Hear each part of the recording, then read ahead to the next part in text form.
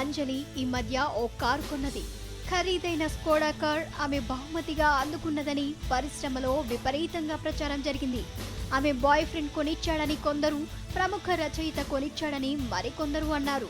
అయితే అంజలి మాత్రం ఆ పుకార్లను తోసిపుచ్చింది. కారు కూడా కొనుక్కోలేని స్థితిలో నేను లేనా? పగలు రాత్రి అనే తేడా లేకుండా కష్టపడి కొనుక్కున్నానని అంజలి ఓ ఇంటర్వ్యూలో వెల్లడించింది. ఎవరో గిఫ్ట్ ఇచ్చారన్న వార్తలు బాగా బాధను కలిగించాయని ఆమె అన్నారు.